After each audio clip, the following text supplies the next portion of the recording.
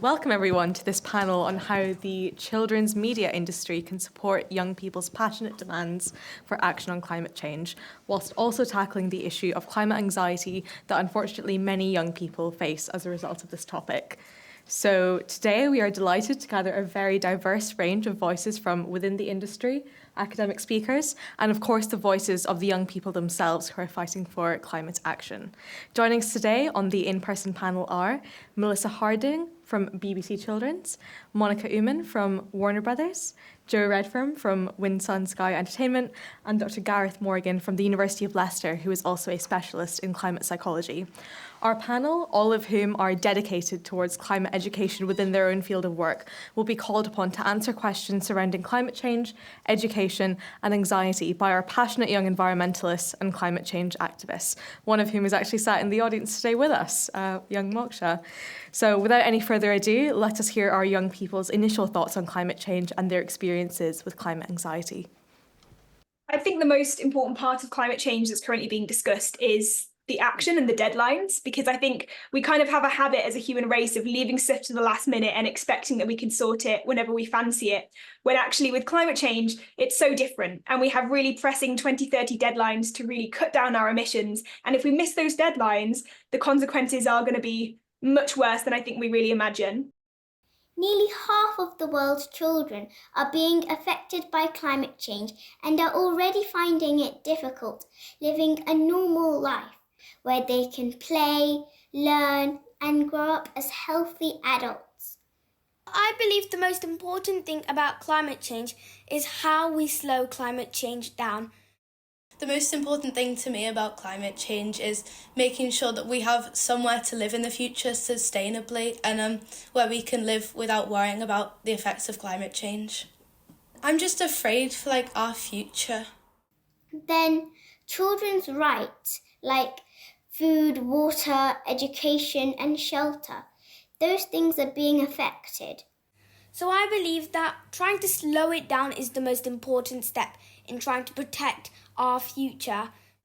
Issues like climate change and other environmental issues definitely do have an impact on the mental health of young people, because if you think about it, what's going through young people's minds is that their future on this planet, growing up to inherit what we are being given from our parents, is actually currently being destroyed at a rapidly growing rate that really needs to slow down. I think that if action isn't taken now, that climate change is going to get out of hand. And I'm just worried that we're not going to have an environment where we want to live in 10 years, 20 years' time. Because a lot of this anxiety does come from this feeling of not knowing what to do and not knowing where to start and just feeling completely overwhelmed by this, truly huge issue. So if we can start to show young people the pathways that they can go down to start making a difference on this issue and actually show that this huge problem of climate change connects to what they care about and what they're interested in, it's almost two birds with one stone. You get a completely new generation and group engaged in this issue, but you also try and bring down eco-anxiety and some of these feelings that we're seeing at the same time. So, climate change and eco-anxiety are clearly affecting young people's mental health and is quite frankly giving us a very stark outlook for our future. So, Gareth, from a professional point of view, what is the current picture looking like for young people when they're thinking about climate change and eco-anxiety? How are they feeling? Thanks. Yeah, well, I think as the children, young people in that video very powerfully showed, there's a lot of distress, there's a lot of fear, there's a lot of sense of responsibility, there's a lot of guilt. I should have actually had on the slide, I'm actually here on behalf of Climate Psychology Alliance rather than University of Leicester. So Climate Psychology Alliance is, as the name suggests, a group of professional psychologists, psychiatrists, etc., who are concerned about the climate crisis. Some of our members have done some research on this. So one of the largest studies on climate distress was a sample of 10,000 young people across 10 nations from global north and global south. They found 67% of young people reported feeling sad and afraid about the climate crisis. 62% were anxious. 45% of the young people felt that their distress about the climate crisis was impacting on their day-to-day life, so impacting on their studies, impacting on how they felt when they were with friends. That figure was 28% for the UK, so smaller in the UK, but still very significant.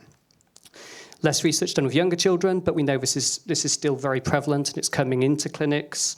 And one of the key things that we're pretty united on, us professional bodies, is the importance of recognising that we shouldn't be pathologising this distress.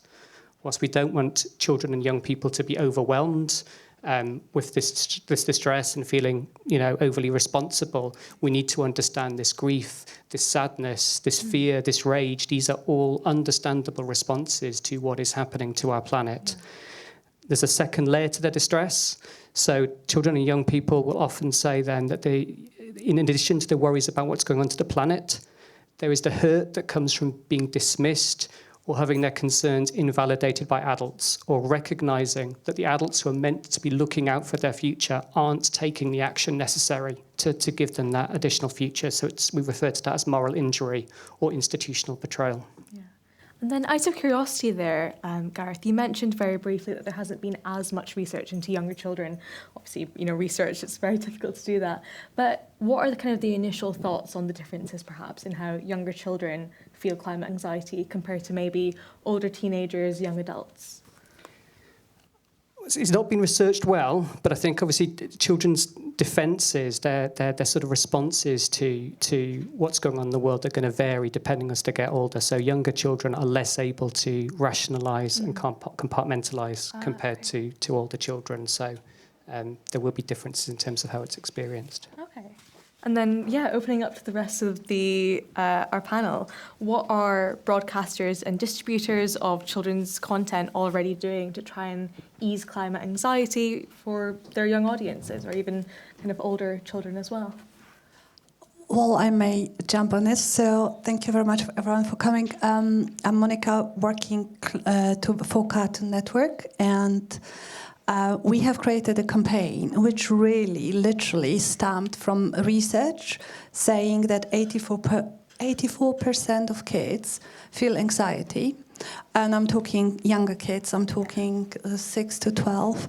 And it was such a clear message that they wanted us to do something. So to illustrate, it felt like this is such a huge, overwhelming mountain, and we don't know how to climb it. And this is where the team came up with this, I think, a great idea of climate champions, where we basically offer kids tools how they can, with small steps, actually overcome it. So we created a digital destination. We talk about climate, we talk about education of it a little bit, but most importantly, we're offering challenges. And those challenges are small, and they are relatable. So we're trying to take away the anxiety by saying, actually, you don't have to be Greta. You can be Steve from, anywhere, but you can switch off the lights. You can chase your parents to, take a shower instead of a bath. That's a very common subject in my household. So if we go to the next slide, I can actually...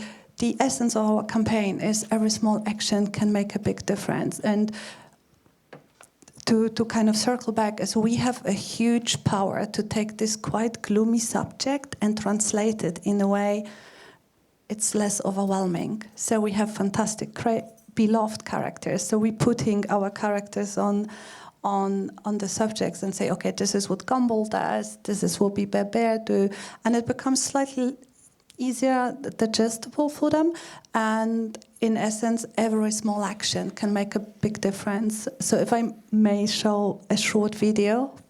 You don't need superpowers to protect our planet from all the things that are destroying it. Little changes can make a big difference. You can play your part by becoming a Cartoon Network climate champion. Together we'll take part in daily challenges, win virtual rewards and loads more. We're recruiting climate champions from all over the world. Head to cartoonnetwork.co.uk, become a Cartoon Network climate champion today and make a world of difference. I'd have loved to have had that when I was a kid. So, just opening up to the rest of the panel, are there any other perhaps projects that you guys have been working on, or content that you've created that aims to help ease feelings of climate anxiety for young children?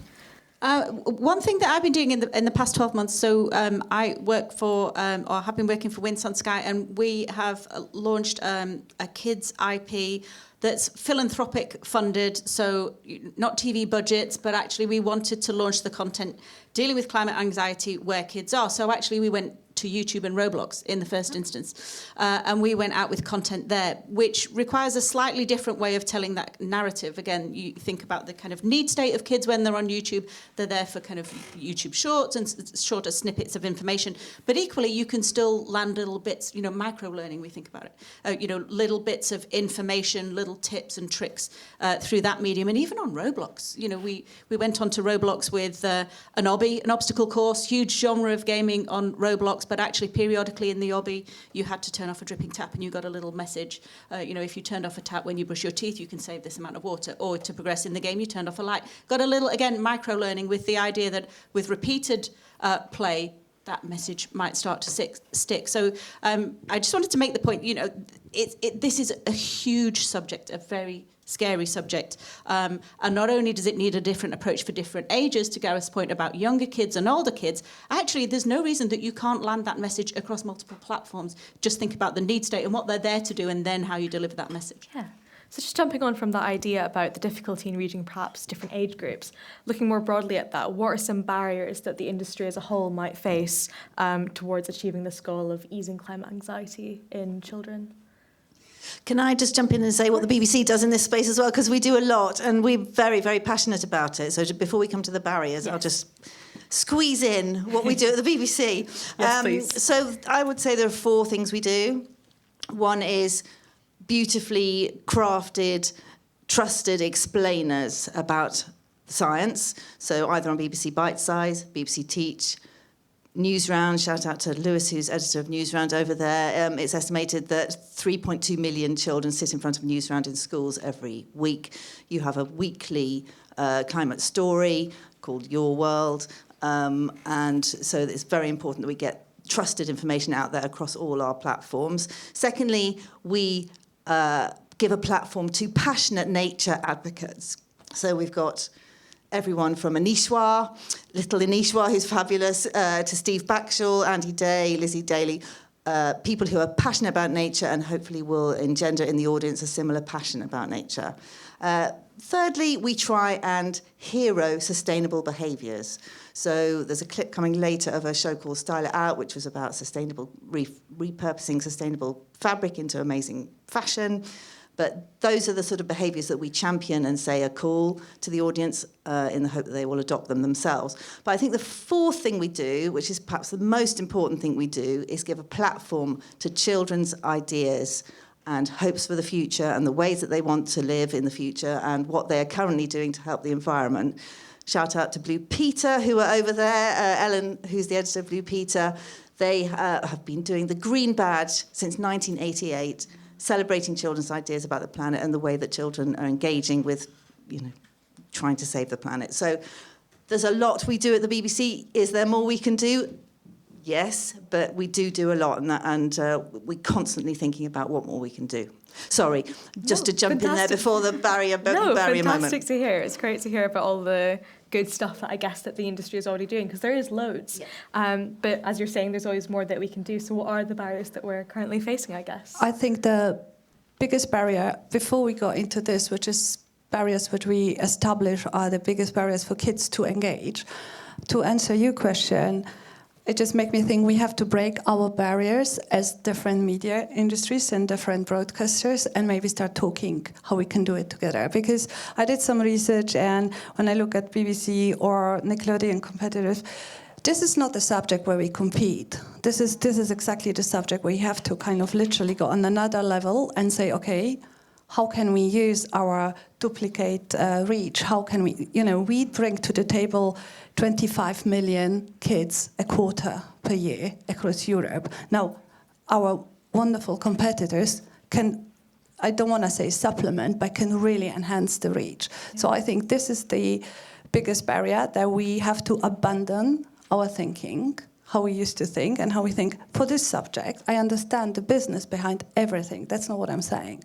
So this is the first thing, which I think we it is really within our own stakeholders, our own thinking, our own leadership to do this first step. And even this panel, to be fair, is kind of a representation of different people within the same industry, but from different organisations. I was just thinking, together, Joe has talked about the gamification of the subject going into Roblox. We do very similar thing. We had 8.5 million challenges, really climate-dedicated challenges accepted within a game. Now, I think what we have to do is next week meet and say how we're going to drive our traffic, how we're going to make this work for both of us. So, and just very, very briefly, we have to stop thinking that we're pushing the responsibility to the kids. That's not their job. It's our job as industry to say, hello, how are we going to help you? You know, the feeling of futility, we talked about it. You could hear this in the first video. They think we screwed up the world. They have accepted that as well, you know. And then adult disengagement and lack of understanding. So this is where media, we can really, really help with that. And I think we're doing this. I have seen how many amazing shows you guys doing for BBC. And then Busy Lives. How do we cut through? How do we actually get some attention? I think one of the barriers is that it's quite difficult. I mean, for me, this session should be the most attended session in the whole of the conference. But look, people are like, oh, you know, it's difficult. So people tend to sort of turn away, and I just think we need to lean in. We need to manifest those futures that kids are having. You know, someone said, was it yesterday? What's the post office moment that people are starting to get angry and really motivated and hold people to account? Yeah. How do we do that? It's tricky. And building up on that idea of moving forward and perhaps what makes kids feel more empowered, let's hear from them again, I guess. It's just like brushing your teeth for me. Because if you brush your teeth 2 times a day really well, then you know that you're protecting yourself from any future pain or discomfort. And for me, it's just the same with climate change. Because if you know about the solutions and you're actively working to help stop climate change, you won't feel anxious or worried anymore. I feel really happy when I do my own little difference because it's not only small. If I do a little litter pick or just talk to some kids, that won't be small for me. I know that it will protect the world and make sure our future is bright. You can reduce plastic in your lifestyle, you can swap out soap bottles for bars of soap, and you can switch to bamboo toothbrushes. I think all those tiny impacts really add up to something massive. I did this Sky documentary, which is 6 ways to save our planet, and I really loved it. Even though we were far apart across continents, we all felt like we were one big family but just spread apart. And I believe that schools could get in touch with more schools and just help each other to learn even more about the world. So I feel like when I was younger, people weren't understanding my message as much. And now I've got older and I've learned so much more about it. I feel like I can share that with others and people will understand it. There's also been lots of studies done into eco-anxiety in young people and how that manifests. And often actually amongst young people who say they feel extremely or very worried about climate change, the key cause for that is a feeling of having spoken to other people about this issue and feel like they've not been listened.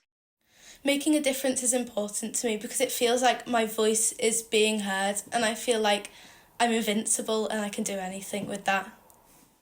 I think any event where young people especially are invited to speak and share their message is always so empowering because we all are starting to know more and more about how valuable young people's voices are.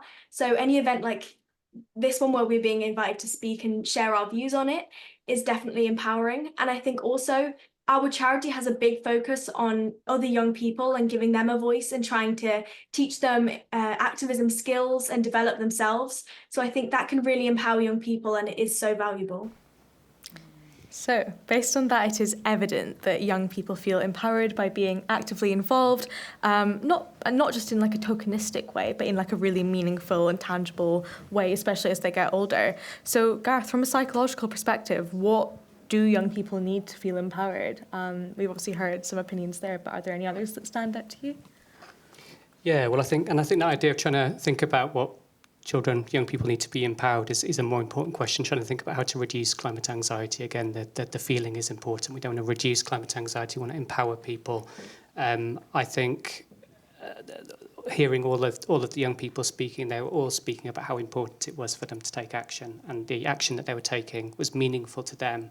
That the types of action they were taking might be changing as they're getting older as well. You know, when you're younger, it might be sort of that more individual lifestyle changes, those sort of small things you're doing at home. As children are getting older, they're thinking a bit more systemically and thinking a bit more about the sort of the systemic change that's needed. One of the things we need to do to empower children is we need to give them accurate information. And, you know, there's a danger if we're kind of giving this message of, you know, it's just about recycling, it's just about paper straws. And as children get older and they realise the scale of the problem, then that's going to contribute to that sense of institutional betrayal. When they're realising that actually this is the, you know, banks are investing enough in new fossil initiatives that's going to blow our carbon budget by 7 times.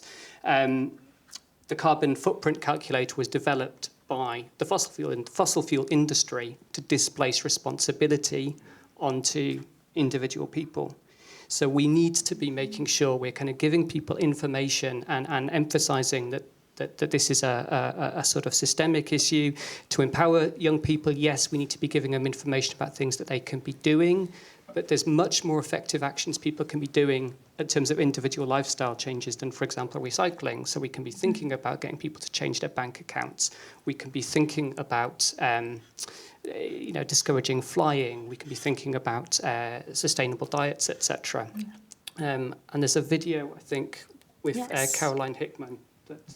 When we asked young people about how climate change made me feel, 8 out of 10 told us that people had failed to take care of the planet. So this is young people and children looking to adults, looking to older people, looking to people in power and saying, why haven't you done something about this?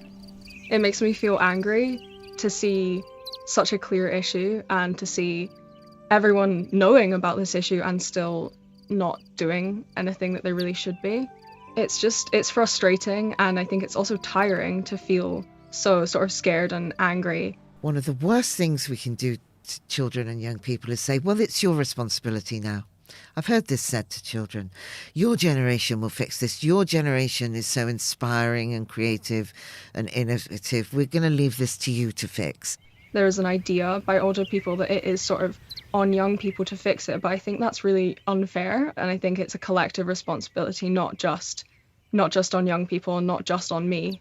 One of the most worrying statistics was that 48% told us they were dismissed or ignored when they tried to talk about climate change. That we could do something about this afternoon. That we could do something about today. That was Caroline Hickman, who was one of the lead authors of the study I was mentioning at the beginning. And I think that's another thing that is a real barrier, is that sort of idea that we put this on children in terms of the responsibility to make these changes. And to empower people, anytime we need to empower, we need a more powerful group to create space for the disempowered group to speak. So children are disempowered in relation to adults. They are not, they're least responsible for emissions. They're the ones that are going to be inheriting the worst consequences of climate breakdown, and they are more likely to be dismissed compared to adults. So we need to be able to create spaces for them to be meaningfully heard. The children in that video, fantastic and doing loads of great stuff and have that platform, but there's going to be hundreds of thousands of children that don't have that platform, and we need to find ways to help bring them together and empower them to give them a platform where they can be heard. And then perhaps thinking about the role of the children's media industry within this, how can that industry and that platform be used to make young people feel more empowered, I guess, when it comes to climate activism? I mean, I just wanted to make a really quick point, because everybody in this room, if they make content for kids, almost do this instinctively. But again, one of the barriers to something that is quite a big, amorphous, complex issue is how you talk to them about it.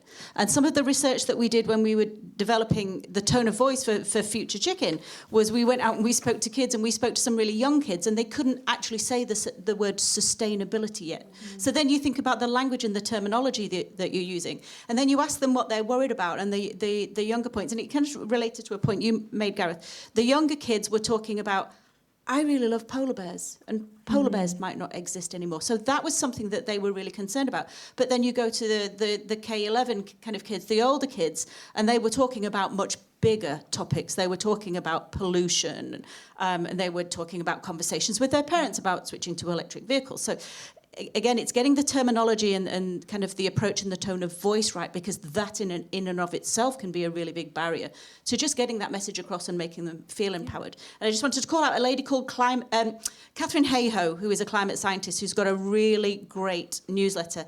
And she has a really great term for it for kids. She calls it global weirding, and then talks about global weirding, and that's a much more accessible way to start the conversation with kids. So again, it's just kind of pitching it, talking to them in their language, and that in and of itself removes a barrier. Yeah. Well, you said polar bear and made me laugh, because one of our cards, or one of the ways we talk to them, is not only saying you have to do this, it's just also saying, look, do you know what polar bear's skin color is? Do you know? Yeah, exactly. And I didn't know that, but they really, really value, and we did spend a lot of time talking to them, and there were two things which really, this is one of the top 3 things which is important to them. And the second learning we took away is a subject of really crippling urgency. They feel like, oh my God, we have to do it now. And I recently, like 2 months ago, maybe 3 months ago, I don't know if you saw the news, the headline in the news, we are out of global warming, we're entering global boiling. I had such a trouble explaining to my 10-year-old that she's not going to burn very soon.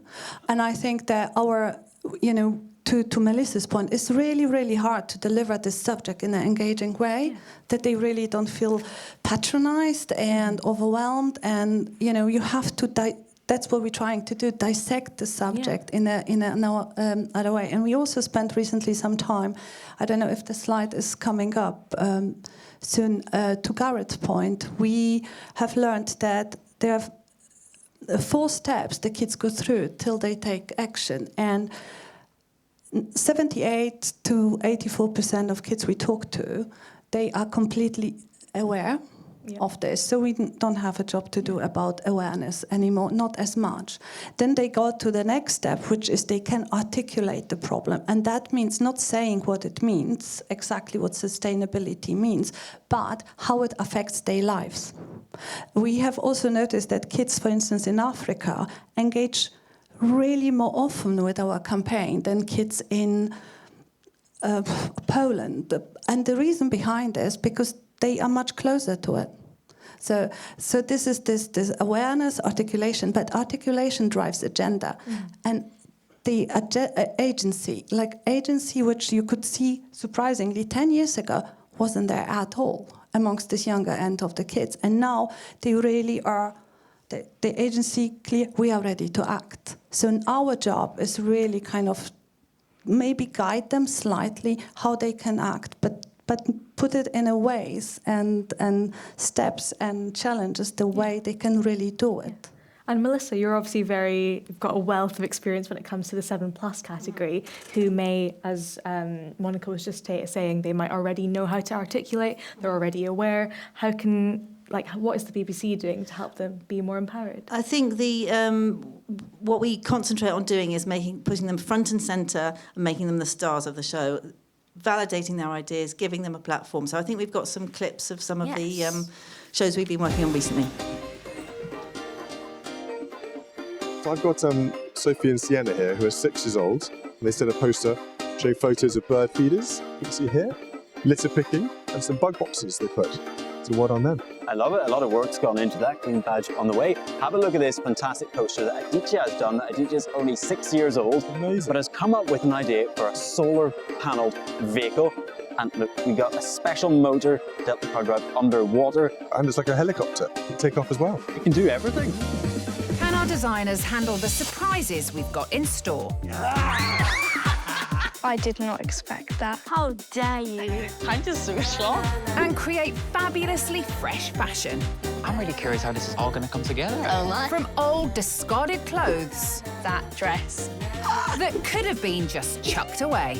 The fact that everything was made out of second-hand clothes is just mind-blowing. These designers are getting the opportunity to show their designs in front of the whole fashion world. It's like a dream come true, really.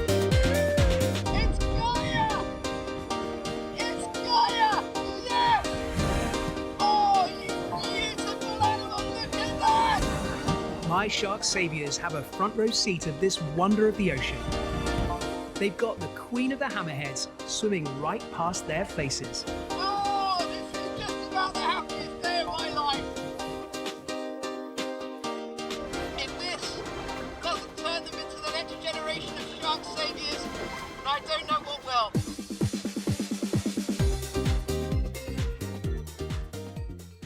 So yeah, sending some 12 to 14-year-olds to dive with sharks, not stressful at all. But, I can't even imagine the permission slips that must have gone into that. But it was just a really bold idea that, trusted Steve to carry it off. And those kids, seeing that giant hammerhead, pregnant as she was, hammerhead, to swim across in front of their faces, an extraordinary moment, and their reactions afterwards, and they came back, I'm going to be a marine biologist, I'm going to do this, I'm going to that.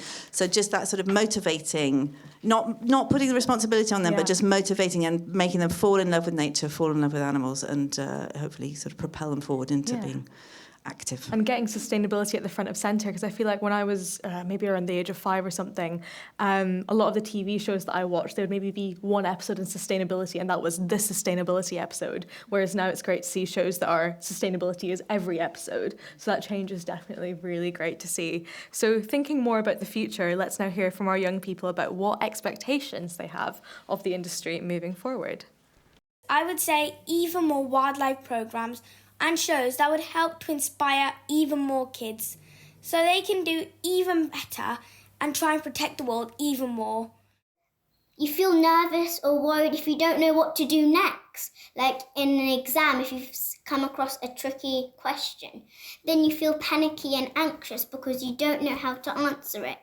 It's quite the same with climate anxiety. You feel anxious and worried because you don't know exactly what to do next. I think it's really important that media companies and education people actually show children about the solutions as well as the problems. I think where I have less trust in the media and sometimes get very frustrated is how climate change as an issue is sometimes presented. I think often it can be overly politicised when actually this isn't an issue that's for one political party or the other. This is an entire population issue that we need to share. And as soon as we start making it a finger-pointing exercise, we are not going to achieve anything. I think that the media shouldn't be making us feel less anxious. I think that the only reason that we should is if the problem is no longer there. The reason people are so worried is because there is a big problem and it needs to be sorted out. I think that media companies shouldn't hide the truth from children. They need to see the impact that climate change is having and not be sheltered from it. I think also don't take climate anxiety to mean don't talk about climate change to young people, because I think all that does is feed into more anxiety and more stress in young people, because they'll find out about climate change whether it's through your programme or not. So really ensuring that the reporting you do covers this issue and doesn't shy away from it.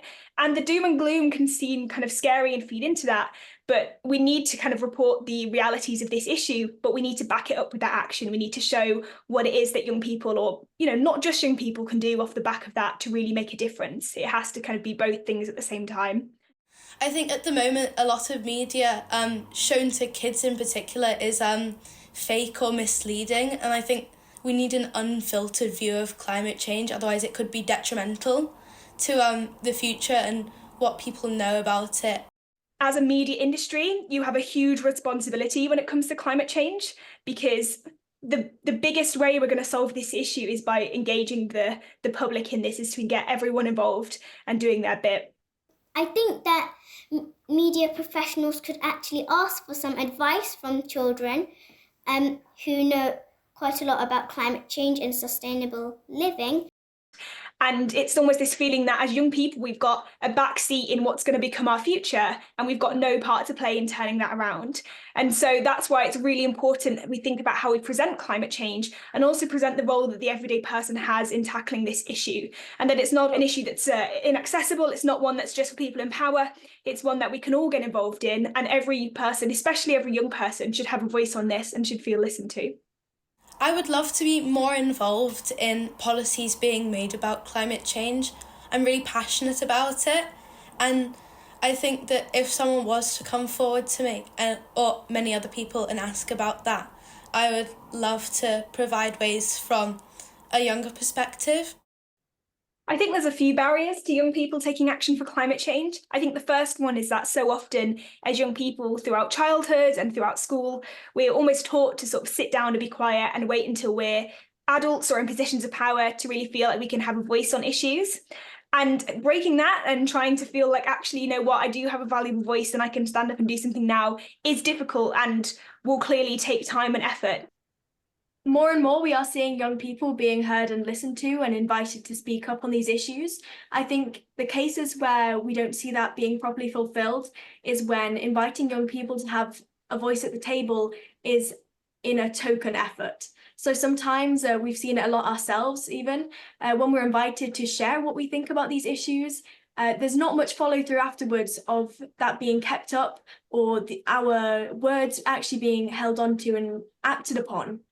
I think there's a big difference between being listened to and being properly heard. And I think often as young people, especially now that there's been more of a movement of young people to get involved in climate action, we see a lot more young people's voices being showcased, and you see young people being invited to events or onto the media. But you can't just treat young people as a mouthpiece for what you want to say. And I think so often we see that. We see either young people being invited for trivial reasons, or we see young people being invited to say the things that a producer or a presenter wants to hear. And if you're going to invite young people, you have to invite them for the right reasons, and you have to invite them to hear what they have to say. Otherwise, it's a complete waste of time for both sides. I think the media should definitely come together to have one collective view on climate change. I think that would definitely clear things up for a lot of people. It can be really confusing if you're being fed a lot of different messages. So I think the message here was quite clear at the very end about kind of what young people want to see. They want to have genuine difference. They want kind of a more united approach when it comes to children's media in particular. They don't want it to be tokenistic at all. So out of curiosity, do you guys think that a coordinated approach across the children's media industry is a potential goal? How would you go about it? I'd love to hear your thoughts. We've spoken about this before, haven't we? I mean, the answer should be yes. Yeah, as Monica hinted at before, we exist on our platforms, we exist in our fiefdoms, it's in our corporate interest to, kind of ring fence our particular platforms. When it comes to something as important as this, then I think there is an argument to say, actually, we need to push those to one side and start this concerted effort. You're almost diluting the message by splintering it. It's fracturing that attention. So, in the same way that kids are platform agnostic and they expect to encounter their favourite content or content relating to these passions, sustainability and climate being one, they expect to see it across any platform, then we should actually acknowledge and act in a way that facilitates and enhances that. Forget about, the shareholders and the corporate kind of, objectives. Actually, there is an opportunity now for everybody to come together and say, right, how can we all boats rise in that instance? Well, we have United Nations, we can have united brands. But I wanted also make a point to the video. Listening to them, it's really inspiring and it's really true to the core. I do think that we have to still be very responsible how we talk to the kids. I understand that there's none of this media sitting here or here has ever actually said something which isn't true. I mean, it would be really, really hard to find it. Well, we have to. We cannot deny it, and I don't think we do. But we still are talking to children.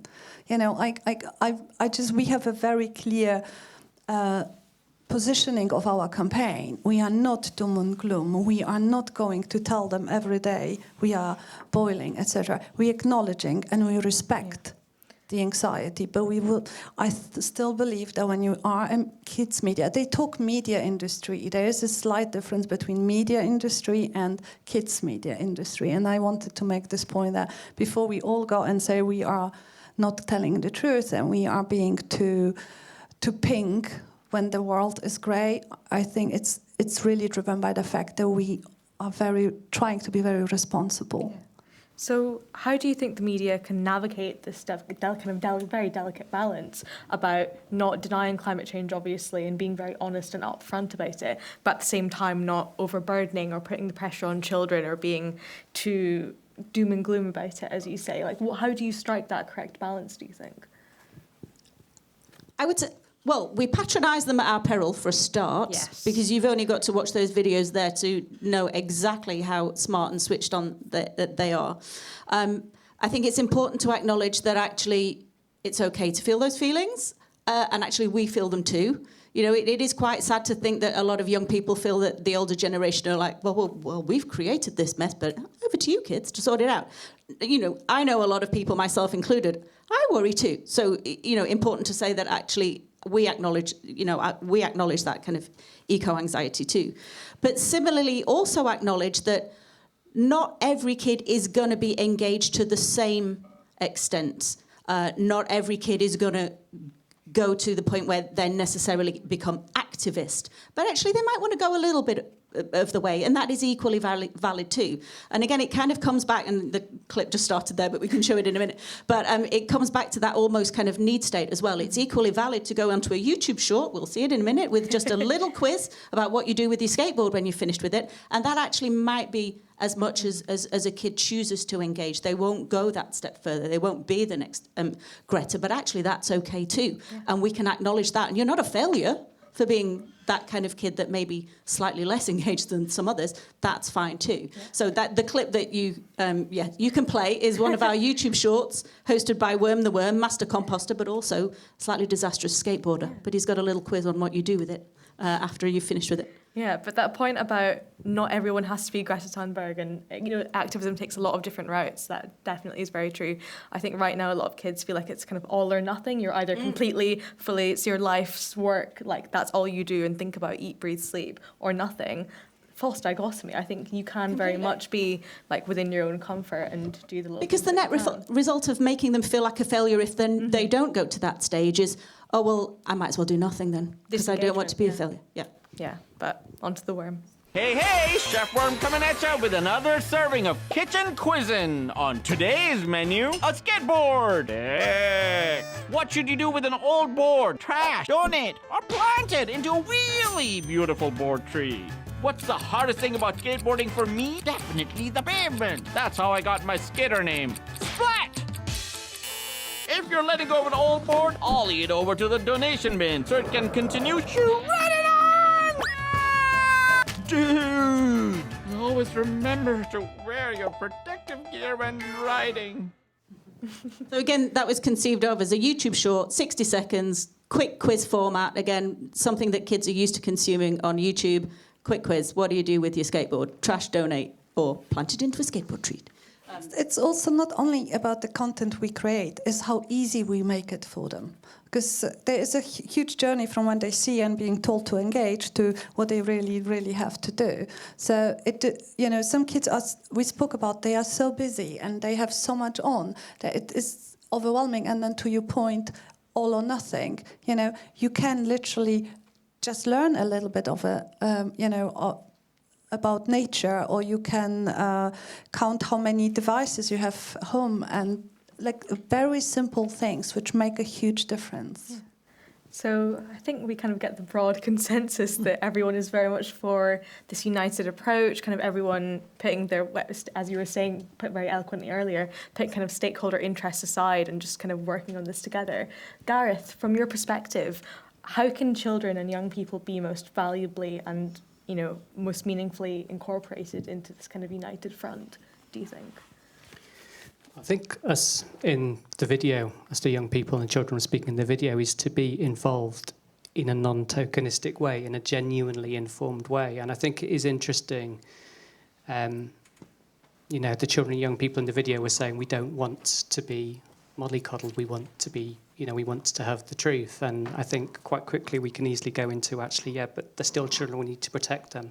So we definitely, that bounce off trying to get the developmental stage of children right and the message right for the developmental stage is incredibly important. But if the young people were saying that they want to be meaningfully involved and actually listened to, and they're saying we want to be given more of the truth, then we need to find ways of kind of giving them more of the truth. We can draw parallels to other traumas. So, for example, what we know about in terms of if a child's growing up in a family where there's parents going for a divorce or there's a terminally ill parent, and the child's picking up on messages that things aren't okay, but everyone's telling them that it's all right, there's nothing to be worried about. We know that's not helpful for a child. We know that that's actually contributing to having their feelings, their experiences dismissed.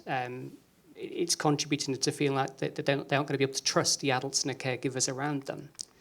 The reality is, children born today are according to IPCC, looking at a world that's going to be 2.1 to 5.7 degrees warming by the time they're in their sort of mid-50s.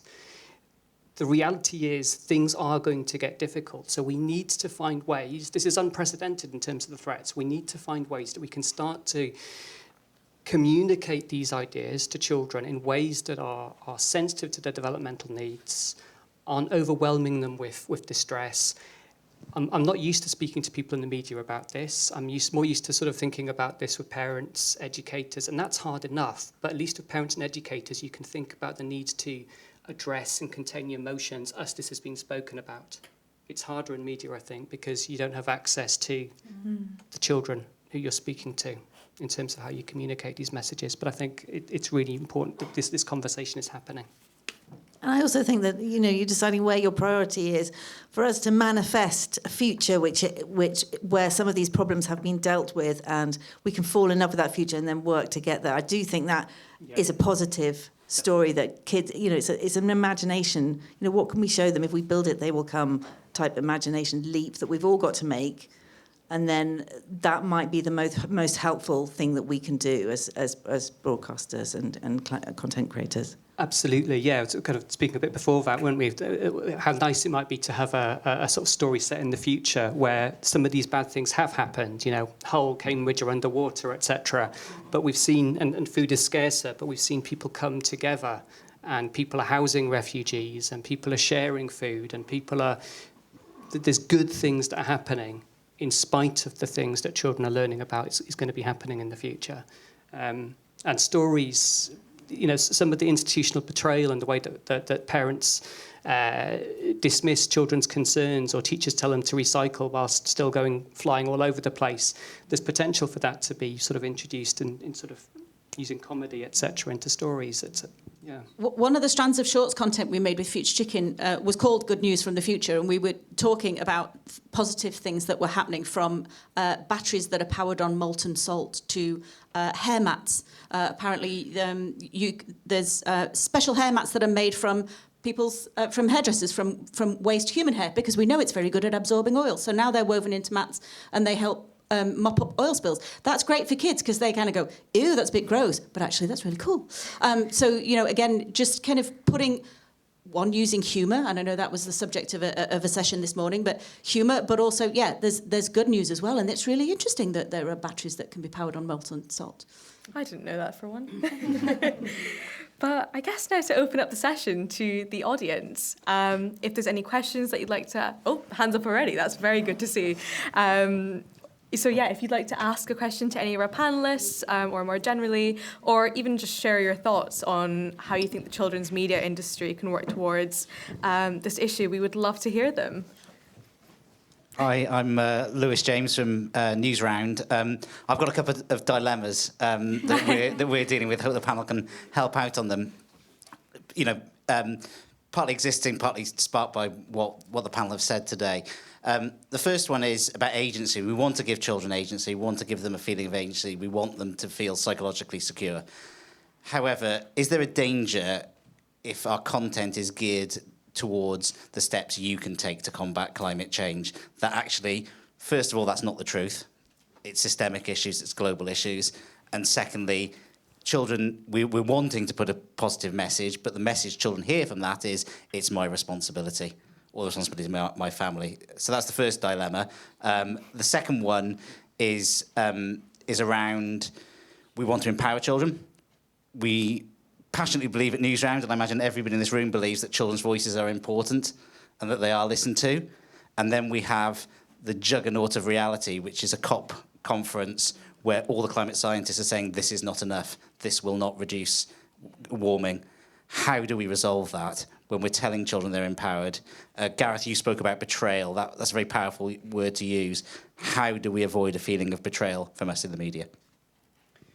I think these are real dilemmas, and they're really difficult, and I wish I could give you a nice answer, and I can't, because these are dilemmas.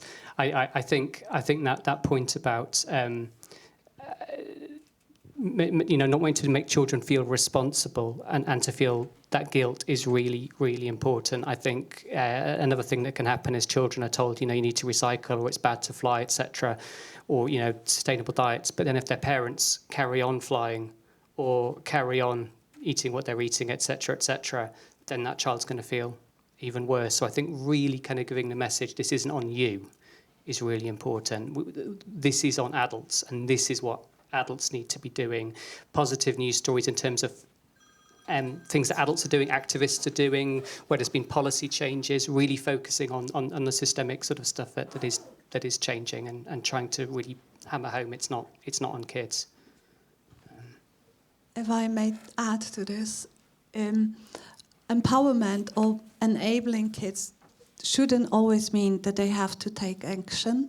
So I think I did some research before this panel. At the moment, we have at least 8 really powerful documentaries, shows on BBC, which are about the planet, which are on the broader subject about sustainability and climate change, but they also education and entertainment. Not all the messages we were talking about here were clearly saying you have to take action. It's also showing them value the planet. So that's a little bit to kind of take the dilemma from, we not necessarily by empowering, necessarily enabling, we mean that only you can solve us. I totally understand where you're coming from. And the other point is with it's not enough.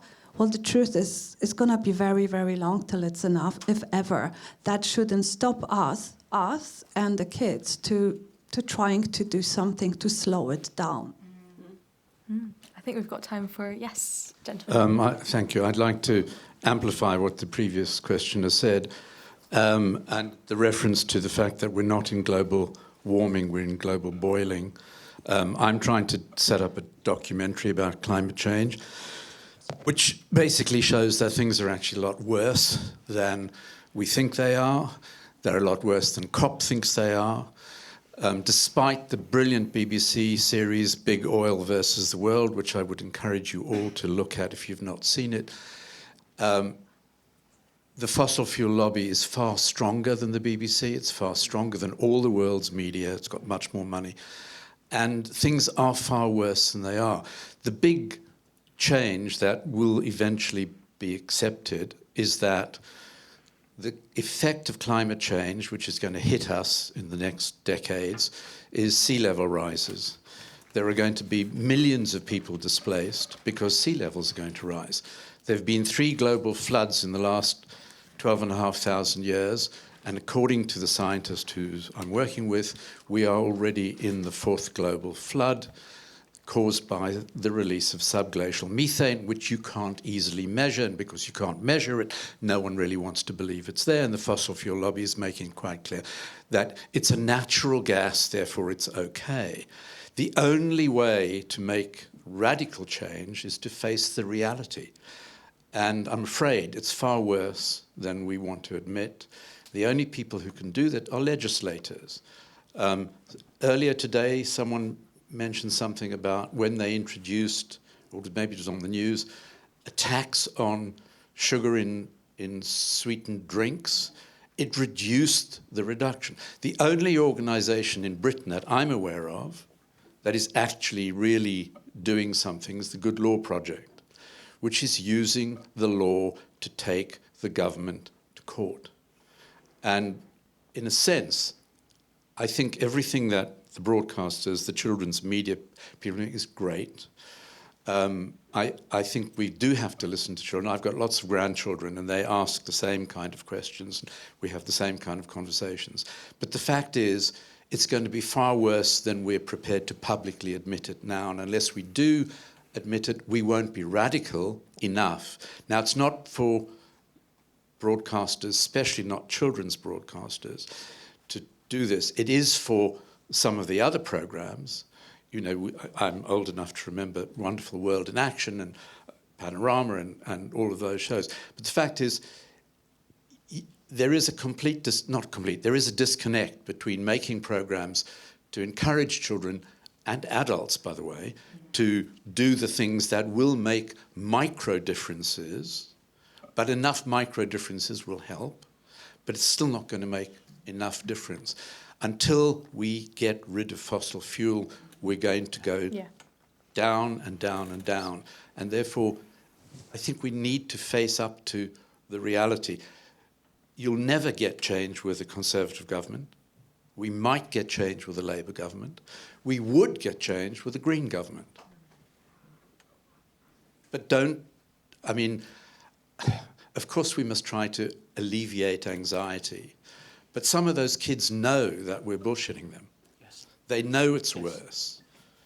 And I think that it's up to our government, and only if the public hold their MPs to account, shame them when there is room to be shamed.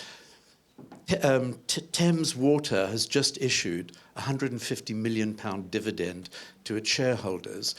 It is a bankrupt company. It is illegal to do that. Who's doing anything about that? You know, we have to become revolutionary in how we try and hold back climate change. And at the moment, I like what I'm hearing, but it's not going to make a difference. And that's actually the point that was mentioned very intimately and very emotionally by actually a young girl called Louise Harris, I believe, who wrote a song about this very topic. It actually reached, I think, the top 5 during Christmas time, but no one heard about it, probably due to the very reasons that you were talking about yourself, Sarah, about, you know, the fossil fuel industry trying to hide these kind of messages and stuff like that. So we'd actually like to play that song for you guys now. Well, maybe this was meant to be. Our mother wanted peace, and we were not conceived. Or maybe we were meant to win, but not enough good drowned out the sin. They watched the world cave in. And if you'd like to listen to the full version of that song, obviously we can only play a small snippet of it just due to time purposes, then please scan the QR code that you see on the screen right now. The full video is very emotional, but it's definitely a very true message and very much links to what you were just talking about. Thank you very much. So we'd like to end this panel with the voices of those who are most important in this discussion, the young people themselves, and turn the floor back to them to hear their final thoughts. We, as individual children and adults as well, can live a sustainable life and make small choices and changes that will help us live a sustainable life and in the process combat climate change. So I definitely think that people like me who understand a bit more than others should be on television a bit more. They all might seem different, like one's about climate change, one's about animals and how we can do to protect it, one's about pollution in the air, but they all are a sum of one big question: how do we protect our planet? So even though they might all seem very different, they all intertwine into one big goal: how do we protect our planet into the future? So I think even though they're teaching us very different things, it goes into one big column of how to protect our planet. I think that specifically people in politics aren't doing enough. These are the people who can have a massive impact. And by them saying that the younger generation is going to do something about it is wrong, because they're the ones in the positions of power at the moment. And with that mindset, when we get to this position, I don't think that people will want to do that either. And the vicious cycle will continue. we often expect that, just because you're in primary school, you can't care about this issue, you can't understand it. And that could not be further from the case. And I think that if we want to see more empowered young people, we've got to start treating them like they can be empowered and like they can understand. Otherwise, you're just going to end up with a lot of young people who are disillusioned by the time they get into teenagehood or into adulthood.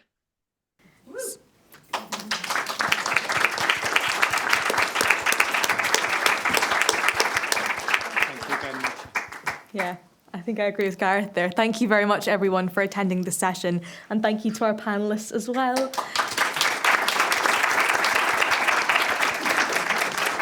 And to the producers of this panel as well. Sally's over here, and I think Zia's in another session right now, but they did so much work behind the scenes to put this all together. So big round of applause for them as well. Thank you, Tina.